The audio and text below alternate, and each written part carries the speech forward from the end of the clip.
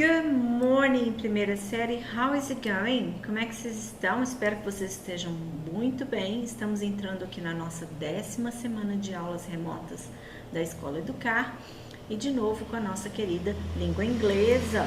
Pessoal, essa semana vamos falar um pouquinho mais sobre prepositions of time and place, tá? Vamos aprofundar um pouquinho nisso aí, tá bom? E vamos ver como que a gente usa elas, tá? Então, the prepositions at, in and on are most often used with time. Então, as preposições at, in e on são mais usadas com o tempo, quando a gente fala do tempo, tá bom? Vamos ver aí. The annual conference is starting on Monday, May 15th, at 3 o'clock in the afternoon. Então, eu coloquei aí uma frase bem completinha para vocês verem como que a gente usa, ó. The annual conference is starting on Monday. Aqui já tá falando do dia da semana, May 15th, at 3 o'clock, ou seja, horas eu vou usar at, in the afternoon, ou seja, o período do dia, tá bom? Vamos ver lá especificamente. The preposition at is used in particular with timetables. O que são timetables? São os horários. Certain times of parts of the day. Por exemplo, at dawn, amanhecer, tá? Dawn, at dawn. At sunrise, sunset, at midday, at noon, que é a mesma coisa de meio-dia, at midnight, at night, at breakfast, at lunch, dinner time and tea time. Então, todos esses aí a gente vai usar o at quando a gente for falar deles, tá? Então, vamos ver. Festive periods such as at Christmas, at Easter, at the weekend. Então, períodos festivos como no Natal, na Páscoa, nos finais de semana, né? Que a gente comemora aí, que é final de semana. Thanks God. Ok. We sometimes go skiing at Christmas, exemplo, né? Então, às vezes vamos esquiar no Natal, at Christmas. What do you usually do at the weekend? Então, o que você normalmente faz nos finais de semana, ok? Vamos ver agora a preposição in. It's used with other parts of the day. Por exemplo, in the morning, in the afternoon, in the evening. For example, I prefer studying in the evening. Months, the school year in Italy starts in December. Eu marquei aqui o Italy porque também a gente vai ver que ele acontece em países, tá? Quando a gente fala no lugar, né? Years, I was born in 1983. Então, ó, agora com séculos também. In the 18th century, in the 21st century. Na sequência, vamos ver a preposição on. On é usado com datas, with dates, that are expressed with day. Por exemplo, I was born on 24th December. Então, se eu falar o dia mais o mês, eu vou colocar on. Se eu colocar só o mês, gente, eu vou usar in, tá bom? With the days of the week, for example, even when a noun referring to a part of the follows. Então, mesmo quando um substantivo se refere à parte dos que o seguem. Por exemplo, on a cold winter morning. Então, eu estou falando da manhã, mas é uma manhã fria. Então, mas se eu estou falando dela, então eu vou usar o on, tá? Aqui, ó, nesse exemplozinho aqui. Deixa eu mudar aqui o meu marcador para vocês. Ó, tá?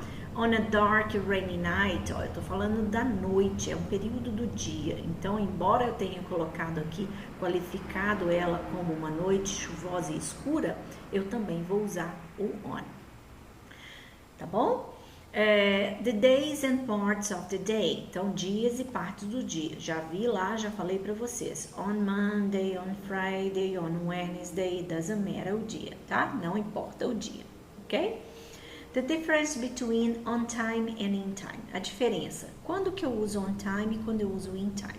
Simples, eu preciso só saber o que significa. On time significa pontualmente, tá? Não está atrasado. Então, às vezes acontece on time. If something happens on time, it happens at the time which it was planned. Então, se alguma coisa acontece on time, acontece pontualmente, tá? E o oposto de on time é is late, tá? Então, falar assim, be on time, seja pontual, don't be late, não se atrase, tá? Agora, in time vai significar dentro do tempo, então, há tempo. Então, por exemplo, você tem um compromisso às 5 horas, se você chega 5 para 5, você chegou a tempo, tá? Então, in time, tá bom? E o oposto de in time é too late, você chegou muito atrasado, tá bom? Ok, agora a diferença entre at the end e in the end. Muita gente me pergunta isso nas aulas. Então, ó, at the end é at the time when something ends, tá? Então, por exemplo, é na hora que alguma coisa termina. Então, I'm going away at the end of January, at the end of the month. Então, no final do mês, tá? Então, eu vou embora, I'm going away at the end of January.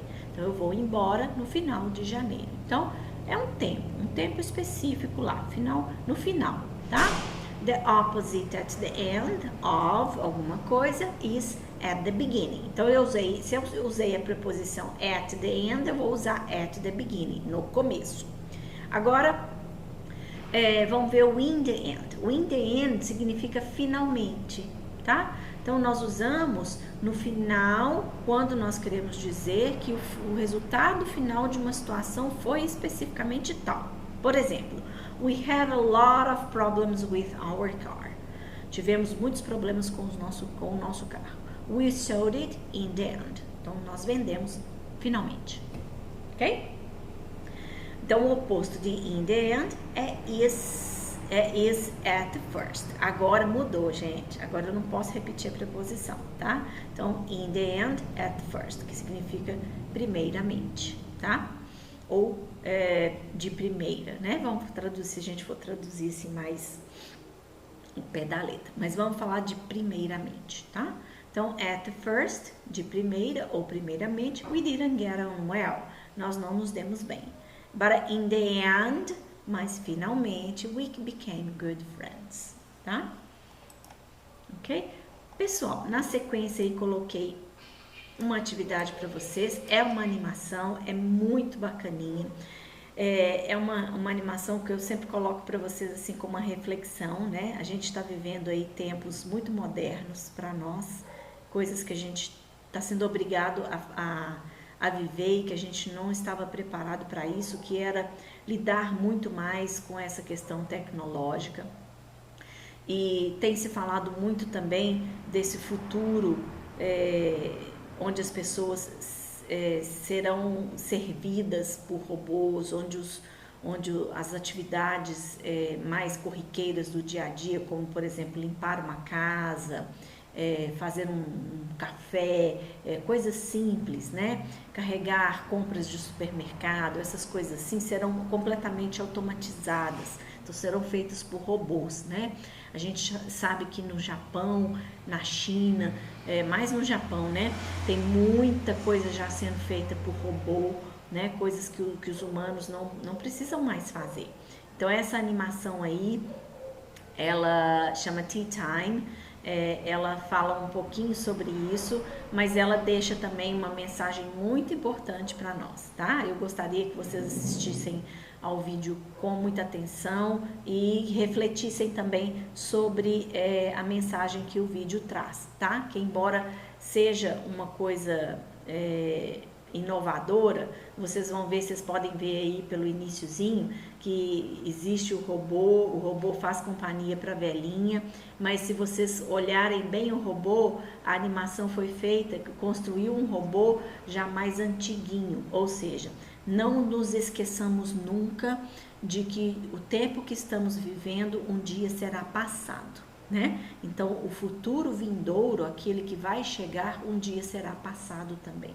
Então, sempre teremos coisas novas, sempre estaremos pensando em renovação de pensamento, renovação de ponto de vista, tá? Então, vamos pensar aí, vamos abrir a cabeça, vamos nos permitir a essa chegada do novo, né? Vamos nos adequar às necessidades do futuro que está chegando cada dia mais rápido na nossa vida, né? Eu fico assim pensando, vendo meus pais, por exemplo, quando que eles iam imaginar que hoje a gente ia estar vivendo uma situação dessa. Meus pais têm mais de 80 anos, né? Então, assim, um dia desse minha mãe falou comigo assim, nossa, eu nunca imaginei que eu ia viver o que eu estou vivendo hoje, com essa tecnologia e passar pelo que eu estou passando nessa quarentena. A minha mãe é uma senhorinha de 80 anos e ela lida muito bem com todas as tecnologias. Ela tem Facebook, ela tem Instagram, ela só não tem Twitter, mas o resto ela tem, e ela fuça o YouTube, faz as receitas dela, ela gosta de tecnologia, ela gosta das coisas inovadoras. Então, assim, a gente tem que estar sempre aberto a essas novidades, com uma cabeça sempre pensando nas possibilidades, tá? E vamos lembrar aí que o mundo, gente, é feito de perguntas, tá? Vocês vão ver que a cura, a vacina, né, para essa doença que está dizimando aí o mundo, que está acabando com muita gente, com muita coisa, ela vai vir das perguntas, tá? São as perguntas que os cientistas se fazem que levam eles a descobrir todas as curas das doenças, as substâncias para tratar as doenças com os remédios, né? As pesquisas são feitas de perguntas. Quando vocês estiverem fazendo faculdade, vocês vão lidar com isso, tá bom? E isso é uma realidade. Então, façam atividade, tá bom? E a gente corrige na aula seguinte, beleza? Aí, ó, tem mais um pedacinho dela, é só de marcar, tá, gente? Então, assiste lá e aí vocês vão ver. De acordo com o conhecimento de vocês aí, já fica fácil de saber qual preposição usar. Acreditem, preposição é uma coisa um pouquinho complexa, mas não é impossível de aprender, tá bom? Na sequência, deixei um recadinho para vocês. Leia atentamente esse roteiro de estudos, realize as atividades pedidas na apostila, marque sua presença nessa aula acessando o formulário que está na descrição do vídeo e, se quiser, deixe um comentário abaixo com dúvidas. Dream, wish and do it. See ya, guys!